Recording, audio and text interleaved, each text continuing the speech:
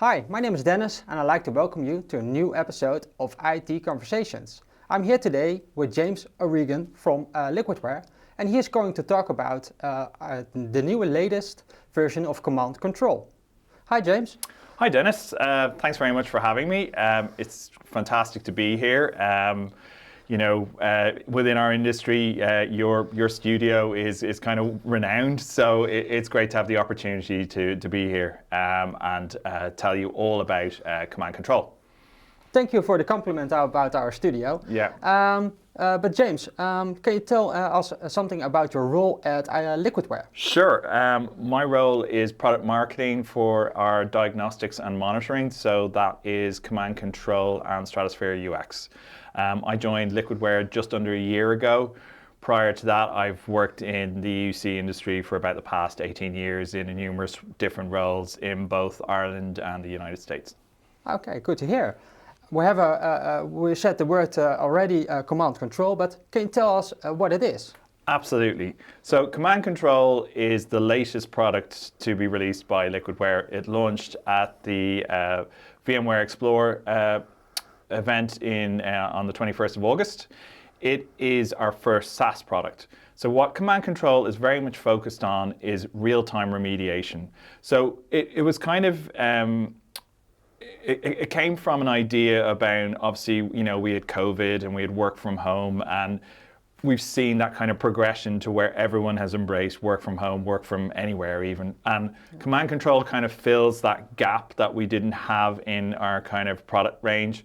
Stratosphere, very much about deep, detailed diagnostics, doing trends, all that. But that real-time look at your endpoints, we didn't have a solution for that. So this is where Command Control is. So it very much looks in real time at Windows and Macs, because those are obviously the two devices that are used for remote working. So it gives you a real-time look at that particular endpoint, and then you have various different remediations that you can execute on that endpoint. So the whole point of the solution is you can do all your troubleshooting via the console, and then as a very last resort, you should never really, it should be seamless for the user. There should be no interruption. In some very small cases, you may need to initiate a remote session, and we have remote tools built into it. But most of the diagnostics and the remediation should all be done via the console, with the user having no idea what's going on. That sounds very good. Yeah. But Liquidware has another product. Yes. It's called Stratosphere UX. Yep. What are the main differences with it? Well, as I briefly said there, Stratosphere is very much looking at your infrastructure in detail. So it's not just endpoints, it's your server environment. It could be your VDI hosting environment, and looking at, the detailed metrics of that and doing like trending and analysis and that kind of thing, using it for assessments of your environment if you were, say, moving from one platform to another. So it's kind of all about kind of deep, detailed historical data, whereas Command Control only looks at kind of the real time. It goes through and gathers its metrics every 3 seconds. So it's really real-time data that it's displaying to you. And then, as I said, you have that ability to do the remediation on those kind of on those endpoints. Good to hear. But with Stratosphere, we roll out an agent, we roll out an appliance, and we get all the information. How does it work with Command Control? Well, Command Control, as I said, it's a SaaS platform. So you have a SaaS control plane which gathers all the information, and everything is processed in the cloud. So all you need to essentially run Command Control is to install the agent on the endpoint. Okay. So we're licensed per machine. So you install the agent on the machine. You do a short installation process. The only difference between a standard Windows operating system in terms of an installation is it asks for your tenant ID and an API key. Once you add those, it connects through to the console and starts pulling the data into your tenant. And you only have a view of your individual tenants. So you can have multiple tenants, so we can support kind of, that MSP type environment where you would be managing multiple tenants. So So the installation process is very easy. There's no real ramp-up time when it comes to command control. You install the agent and away you go. It starts pulling in the data. The console is pretty self-explanatory in terms of being able to do the real-time actions. We have some key innovations built into the solution. So we have what we call our DVR playback. So essentially what we do is, as I said, we do real-time metrics, but we gather that data for up to 7 days. Oh. And then if you say have a user come to you and say, okay, I had this incident, say 5 days ago at this particular time, you can go into history, and then from history mode, you can essentially pinpoint. It generally will tell you what type of incident occurred, and then you can pinpoint it, say down to the hour, and then it has like a little DVR thing that you can just pull across to that particular point in time. And the real-time metrics are changing as you move that tracker across. Now the great thing is, it's only doing the metrics. So, people have asked me about this DVR functionality. It's like, are you capturing the screen? At no time are we capturing the endpoint screen. This is purely about the metrics from the endpoint. So there's no kind of GDPR issues or anything like that. Yeah. We're just gathering machine data, and the user, there's no kind of what the user was doing on the screen at the time. There's none of that. So we just feel that that's a real thing that can help with the whole troubleshooting process. One of the other things is we've built in some AI. Who hasn't got AI in their solution? So we've built in AI. We've implemented ChatGPT.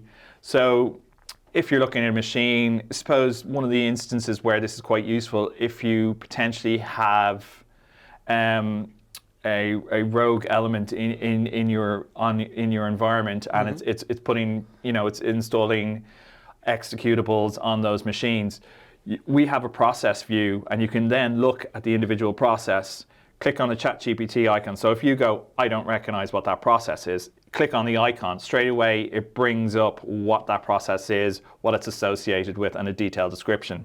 You can follow it, what the outcome is. Exactly, exactly. So, and then the other thing is, so while we do require you to utilize your own OpenAI account to connect to ChatGPT, what we do is we gather all of the queries across all the tenants.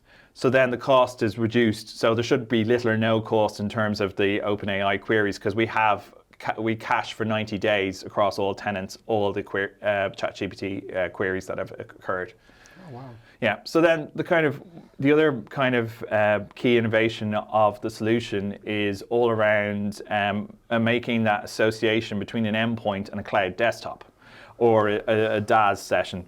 So when you're running a DAS session, say Citrix or VMware, you have multiple sessions going on, and you don't know what endpoint they're coming from. So what we can do is, once you have the agent on the host and the endpoint, we create an association between the two. So you're on the session host, and you'll see on the console, you see a list of all the sessions. But what you've got down in one of our kind of metrics is the display adapter. So it's giving you, we can do RDP, Blast, HDX, Nutanix Frame. So we can do all the different display protocols, RDP. So say it's RDP, you would see under the protocol that this endpoint is connected. Yeah. So on the display protocol, you can click a button, and essentially it will then, in a separate screen, separate tab, it will open up a session with that endpoint. So you've got that association between the host and the endpoint. And what it does is straight away, calling something we call protocol mirroring, it brings in the particular widget for the display protocol from the cloud host. So you can see if the display protocol is the issue at that time. Yeah. And then it brings in all of the standard metrics for the endpoint. But it's all about creating that association between the cloud host desktop and the endpoint. And do we use then only the client agent, or is there also a client on the VDI? There has to be a client on both ends, yeah, to make that association. Yeah. Okay, thank you very much for explaining that. James, we talked about command control now, and you mentioned a lot of cool features. But what is your favorite feature in command control? Ooh, that's a good question. I think it has to be the DVR. It just gives that deep insight into, and so immediately that you can go back and look up to 7 days. It's just, I haven't seen any other kind of solution out there have it. So I think it's a real kind of innovation in terms, and at Liquidware we're all about innovation. So we're always looking at what we can do better and different to other people. So yeah, I think the DVR is definitely my favorite at the moment. Is there lots more to come? Absolutely. So it's kind of a watch this space in terms of command control for the future. Yeah, no, you're talking about that feature. What I saw in demos, I love that feature too, because you see all the metrics at the same time when you look back into with the DVR option. Yeah. So it's a very cool feature. Another really cool thing about the DVR feature is you can use the ChatGPT integration in DVR mode. So yeah, so while you're in historical mode, you can still look and gather and look at the processes and gather the information from ChatGPT as well. Oh wow, that's cool. Yeah. But yeah, maybe our viewers are looking into command control, but how can they start with it?